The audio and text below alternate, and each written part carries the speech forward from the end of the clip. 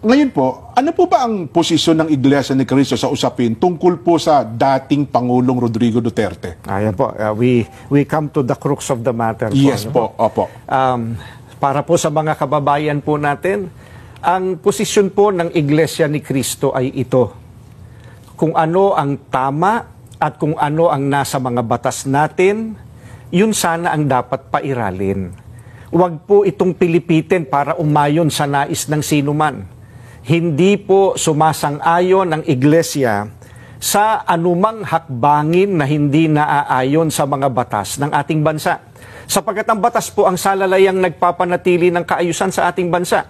Kapag ang batas ay binaliwala, ay nagbubunga ito ng kaguluhan, hidwaan at kawalang hustisya. Alam niyo po iyan. Sino mang Pilipino o mamamayan ng ating bansa na may ginawang paglabag sa ating mga batas, dito dapat litisin sa ating bansa. Bakit po? Sapagkat gumagana naman ang sistema ng ating hustisya. Hindi po natin sinasabing wag litisin ang dating Pangulo sa mga iniaakusa laban sa kanya.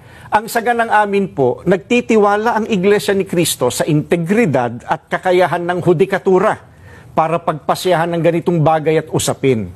Ang mga hukom natin ay may kakayahan po na gampanan ang kanilang tungkulin, na ipataw ang tamang hustisya at pairali ng katarungan sa lahat ng sandali.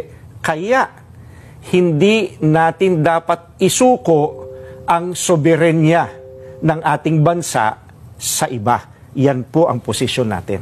Ayun, malinaw na malinaw. Ano ha? So, Nelson, wala palang kinalaman sa rally. Kung ano man pagkilos. Kung ano man pagkilos sa kasabay ng kaarawan ng dating Pangulong Rodrigo Duterte. Hindi ito wala po. Kung ano ang batas, yun dapat na umiral. Oho. Sa kasalukuyan pong pangyayari. At dapat po ay dito, litisin sa ating bansa. Ano ha?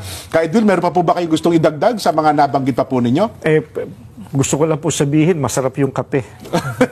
Huwag ko kayo madadala na imbitahan uli kami at makapagkape po rito kasama ninyo. Ayun. Maraming salamat po sa inyo sa pagkakataong ito. Ayan, maraming pong salamat ka Edwin, ang tagapagsalita po ng Iglesia ni Cristo.